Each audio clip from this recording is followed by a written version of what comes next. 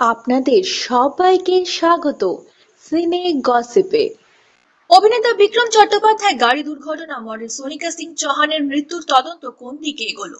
হ্যাঁ বন্ধুরা, আমরা আপনাদের জন্য নিয়ে এসেছি এই তদন্তের নতুন আপডেট। একটি সর্বভারতীয় সংবাদ মাধ্যমে প্রকাশিত খবর অনুযায়ী নিরপেক্ষ ও যথাযথ তদন্তের আর্জি জানিয়ে পুলিশ কমিশনার রাজীব কুমারকে চিঠি দিয়েছেন সোনিকার বাবা বিজয় সিংহ চৌহান।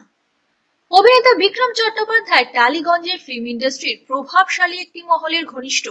তার এই ঘনিষ্ঠতার প্রভাব পড়তে পারে তদন্তে, তাও দাবি করা হয়েছিল সোনিকার পরিবারের তরফ থেকে। কিন্তু তদন্তে তার প্রভাব পড়বে না বলে লালবাজারের তরফে মৃতার পরিবারকে আশ্বস্ত করা হয়েছে। তদন্তের গতি নিয়েও বেশ কয়েকবার পুলিশের দিকে আঙুল উঠেছে। তবে পুলিশের তরফ থেকে মৃতা সোনিকা সিং চৌহানের পরিবারকে আশ্বস্ত করা হয়েছে তদন্ত ঠিক পথেই এগোচ্ছে। জানা গিয়েছে যে সপ্তাহে ঘটনাটি ঘটেছিল তাতে শনিবার রবিবার সহ 1 মে পর্যন্ত কয়েকটি দিন ছুটি ছিল। এর ফলে তদন্তে যে খানিকটা দেরি হয়েছে সে কথা মেনে নিয়েছে লালবাজার কর্তৃপক্ষ। জনপ্রিয় সংবাদ মাধ্যমে প্রকাশিত প্রতিবেদন অনুযায়ী লালবাজারের এক কর্তা বলেন, স্টিয়ারিং যার হাতে তিনি কতটা জোরে চালাচ্ছিলেন এবং মদ খেয়ে চালাচ্ছিলেন কিনা তা প্রমাণ করার নানা উপায় আছে। গাড়ির ফরেনসিক রিপোর্ট, মৃতার ময়না তদন্তের রিপোর্ট এবং বিক্রমের রক্ত পরীক্ষার রিপোর্টে অনেক কিছুই স্পষ্ট হবে।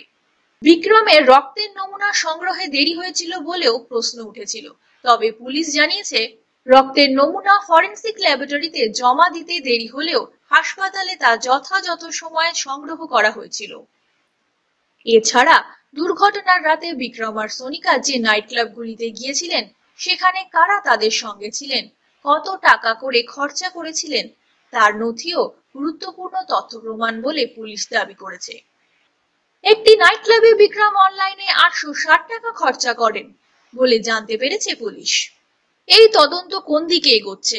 শেষ পর্যন্ত কি সুবিচার পাবে অভিনেতা বিক্রম চট্টোপাধ্যায়? তা তো সময় বলে দেবে। এই বিষয় সংক্রান্ত আরো খবর খুব শীঘ্রই আমরা নিয়ে আসবো আপনাদের কাছে। তার জন্য বন্ধুরা আপনাদের জুড়ে থাকতেই হবে আমাদের সঙ্গে। আমরা হলাম সিনে গসিপ। জুড়ে থাকুন আমাদের সঙ্গে, সাবস্ক্রাইব করুন আমাদের এই ইউটিউব চ্যানেলটি।